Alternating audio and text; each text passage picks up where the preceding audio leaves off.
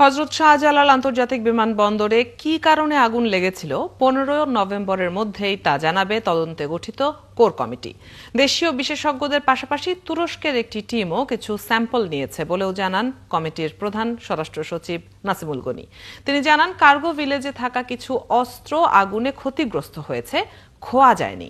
বুধবার সচিবালয়ে দুর্যোগ ব্যবস্থাপনা সংক্রান্ত এক সভা শেষে এসব কথা জানান স্বরাষ্ট্র সচিব। শারমিন নিরার প্রতিবেদন।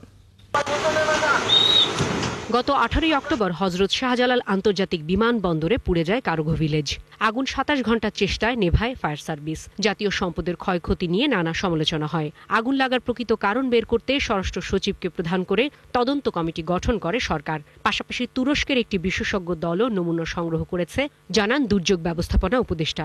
সচিবালয়ে এক সভা শেষে তদন্ত কাজের অগ্রগতি জানানো হয়। তুরস্ক থেকে একটা টিম এসেছিলেন, তারা পুরা ঢাকা বিমানবন্দরের ফায়ার ইনসিডেন্ট তারা তদন্ত করেছে। এরা ফরেনসিক টেস্টের জন্য এখান থেকে কিছু বিষয় নিয়ে গেছে তাদের ওখানে।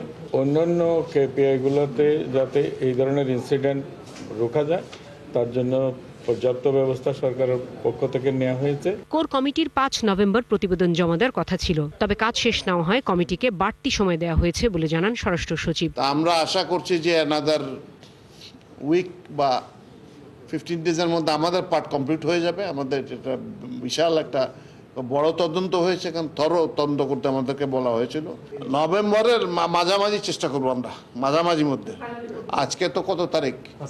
5 তারিখ না, ধরেন 15 তারিখের মধ্যে চেষ্টা করবো আমরা ইনশাআল্লাহ। সংবাদ মাধ্যমে খবর বেরিয়েছে কার্গো ভিলেজে অগ্নিকাণ্ডের সময় বিদেশি ভারী অস্ত্র লুট হয়েছে।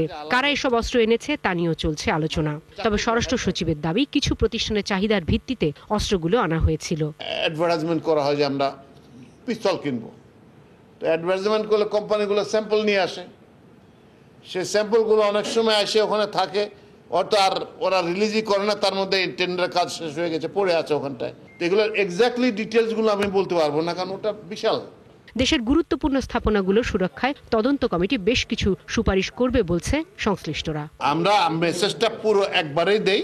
শারমিন মীরা, 71, ঢাকা।